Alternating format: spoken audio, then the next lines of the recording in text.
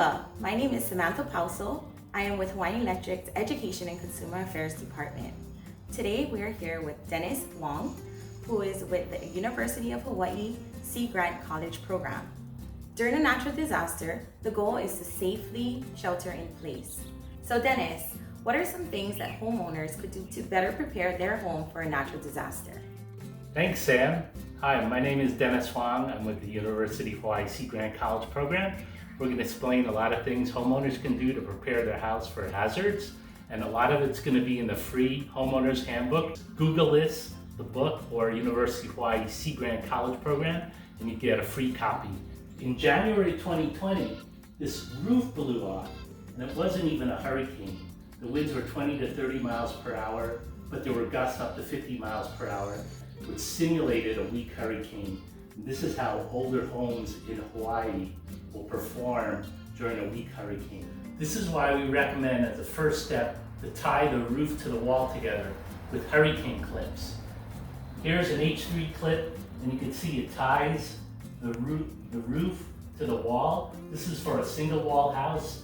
They also make this Hawaii plantation tie clip to tie the roof to the wall, and you can see it will serve the same purpose. Between these two clips, almost every wall, every house in the state could be retrofitted. So in the handbook, there are options to protect your windows. One is plywood, which is the cheapest, most readily available. We always recommend the 4 Ps. Pre-measure the panel, pre-cut, pre-label, so we know which panel goes with which window, and pre-drill. We're going to show you an installation shortly. Another option is polycarbonate panels. These are just coming into Hawaii now. They're much lighter than plywood, but they're just as strong. They're a little more expensive. Another option is hurricane fabric. This is light and easy to store. It's suitable for large or unusually shaped windows, and this is becoming a more popular option in Hawaii. The other option we'd like to show you is impact-resistant glass. Very strong. It'll pass missile tests. It will protect you from hurricanes and burglars. Those are just 4 of the options, and in the book there are even more. To attach either plywood or polycarbonate panels or any other panel to your windows is with storm panel screws. You drill it into the framing of your window up to this space here. This part sticks out. During normal conditions, it's covered with a white cap. When there's an incoming event, you pull the white cap off, you hang the panel, and you fasten it with this wing nut. All great advice, Dennis. Thank you for sharing with us.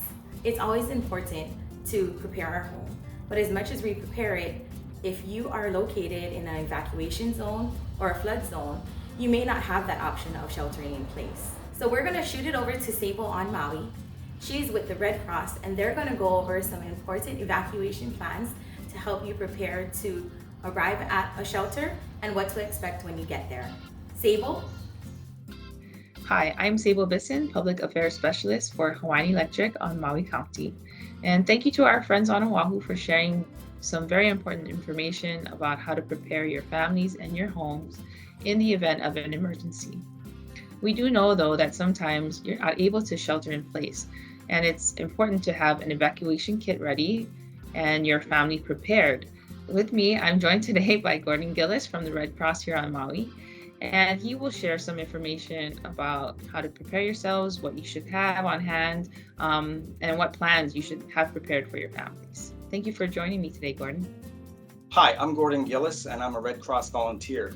I want you to take a moment to feel your house shaking in the wind. Imagine your street filling up with rushing water, or you hear the tsunami warning sirens go off. Do you know how you would respond? Are you prepared? It is important to plan how you would evacuate. You may choose to go to a hotel, stay with friends or relatives, or go to an evacuation shelter if necessary. Find out where your nearest shelter is and figure out the best way to get there. You should have an evacuation kit that includes sleeping bags or blankets for each person, and a complete change of clothing, face coverings, and sturdy shoes for each family member. And the important papers and documents, put them in a waterproof bag or on a USB flash drive and take them with you. You should also ensure that your car has a full tank of gas or is fully charged if you have an electric vehicle. It's also important to have a meeting plan if you become separated or cell service is lost. Choose 2 places to meet, one near your home in case of a sudden emergency and one outside of your neighborhood in case you cannot return home. It is also helpful to have an out-of-area emergency contact if local phone lines are overloaded or out of service. Ensure that everyone in your family knows to turn on the radio or TV to get alerts, and that everyone knows what the tsunami siren sounds like. Make sure everyone has their phones set to get civil defense alerts and that those alerts make sound. Make sure also that important paperwork, documents, insurance documents, licenses, and other things are together and easy to find.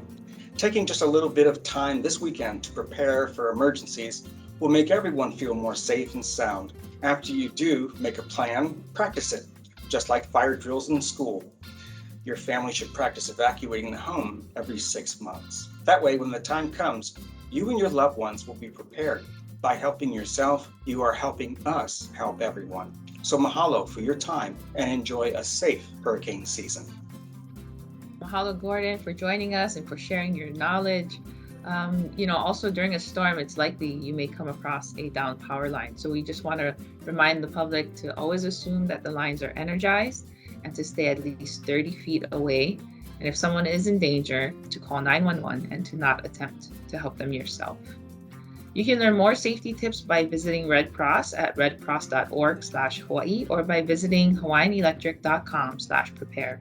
Now, with more information about how to keep your animals safe during an emergency, we go to Sherry over on Hawaii Island.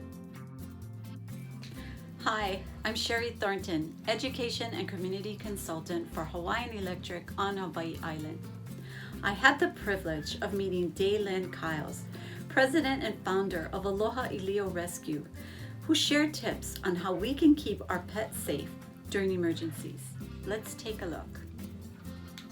Aloha Ilio Rescue is a rescue here, mainly based out of the east side of the island, although we do assist everybody on the entire island. We rescue dogs, we educate the community, we are community driven, and we believe in taking the utmost best care that we can of our dogs that are in our care and finding them the greatest homes. First of all, absolutely make sure your pet is microchipped. Microchips are embedded in your dog, and it is the absolute ownership of a dog if it should ever come to court or you need to show proof of ownership of a dog. Microchips are that. But in the case of an emergency and your dog running off, whether it's 4th of July or hurricanes or anything, you should have a collar and a tag on your dog, which your name and your phone number, your first name and your phone number. It is easier for people than having to take a dog and get it scanned. So ultimately, have a microchip on your dog, and secondly, have a animal ID tag on your dog with your phone number on it to make it easy. Also have food prepared for your animal and water, like you would for you in case of a hurricane. Make sure your pets are cared for as well. Make sure that they're inside, make sure that they're safe, and that you have rations for them for at least a week. Honestly, right now, there's not too many resources. I would encourage people to, now where there is no storm on our horizon at this moment, I would be making contact with family or friends and finding a place where your pet can go in case that emergency happens. Don't do it when it's already happening. That is way too late. Prepare now.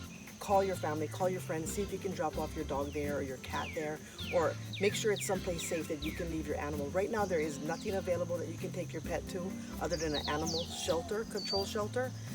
But hopefully we can change that here in the near future and look to having a place where we can take pets that are in need in case of an emergency.